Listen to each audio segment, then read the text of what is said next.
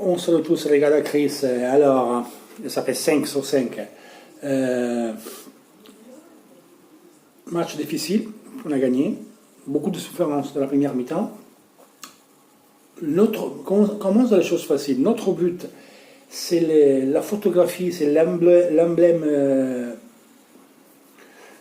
comment dire, c'est l'exacte photo de c'est quoi le jeu à 3, c'est-à-dire avec les externes qui s'écartent. Après, il y en a un qui participe, quand la balle essaie de changer des jeux.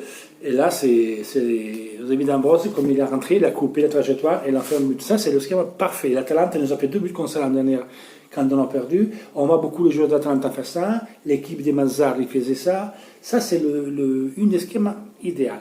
Parfait, de 3-5, c'est-à-dire les deux externes sont beaucoup écartés en phase offensive. Et c'est la balle à droite, on change à gauche. Rappelez-vous le but qu'on a fait contre Lecce. C'était de droite à gauche. C'était Candreva, il cherche à Zamois, passe en arrière, et but de Brosio. Cette fois, c'est arrivé que c'était D'Ambrosio qui était allé à conclure au cage et a marqué un but. D'Ambrosio, que beaucoup de vous continuent à insulter, bidon, voilà, fils de pute, patati, patata. C'est un mec qui 3-4 buts à chaque année il les fait. C'est toujours une des joueurs plus dangereux de l'Inter. On a vu des champions qui a fait des marqués, on l'a vu dans le derby, on l'a vu dans les autres matchs qui a toujours fait des marqués de tête, des pieds. C'est un joker. Et vous savez, quand on fait le vélo, de l'équipe de vélo, il y a même les grégaires. Les grégaires, c'est ce qui amène l'eau comme ça. C'est utile. Tout le monde le fait jouer. Donc, compter, il y aura titulaire ou pas titulaire, on le tient quand même en considération dans les premières 12 joueurs. Il y aura pourquoi, non? Donc, parce que c'est utile, un mec comme ça. Après, ok, c'est pas Marcelo, c'est pas Roberto Carlos, mais c'est un joueur qui est précieux. Après, on ne peut pas lui demander non plus, parce qu'il doit faire la phase défensive et aller en avant.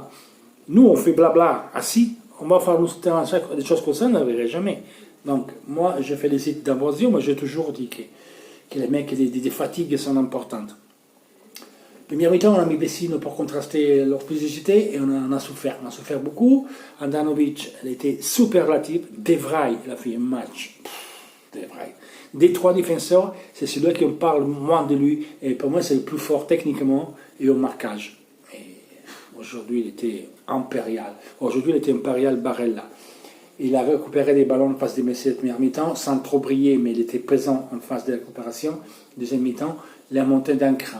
Après, quand on a rentré Sensi, on a gagné en dynamicité, même si Sensi n'a pas fait grand-chose, mais tu as 3 petites, ils sont plus rapides, la balle, on la gardait mieux, et enfin, après, la seule a baissé. Je pense que la sortie de Caicedo, c'est une erreur de la part de Zaghi, parce qu'il nous avait créé des problèmes avec son gabarit, son mode de garder la balle, il nous a posé problème.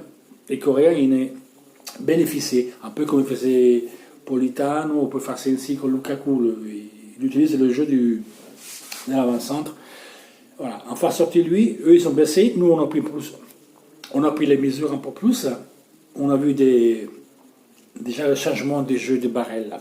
Barella va devenir un joueur total, et c'est pas parce qu'il n'a pas le physique, les montées d'un cran après la 50e minute, donc il veut dire qu'il a la condition, il va devenir un joueur total, il va devenir un phénomène, c'est un monstre qu'on a, il deviendra un monstre Barella.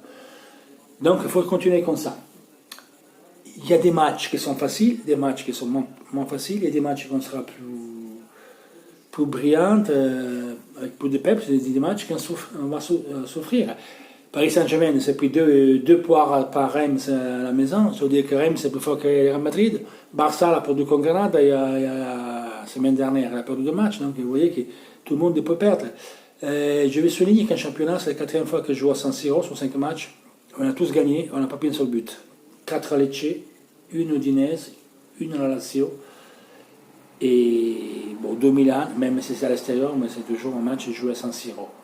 Et on a pris un seul but en Ligue des Champions face à Slavia. C'est le 3e clean shot consécutif en championnat. On s'échappe, une mine échappée avec la Juventus, parce qu'à Naples, ils ont perdu 1-0 à domicile, expulsé Koulibaly.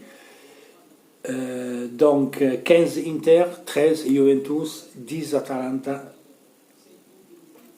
et 9 Cagliari et Naples. Rome 8, Bologna 8, Lazio 7, Torino 6, Milan 6. Voilà, Milan et Torino qui gagnent, ils viennent à l'auteur de Napoli-Cagliari, Cagliari qui a fait un bon championnat, mine de rien. Quand on avait gagné là-bas, mais Cagliari, ils ont 9 points, mine de rien, hein, ils sont allés gagner à Naples. Pas mal que ça, pas mal que ça.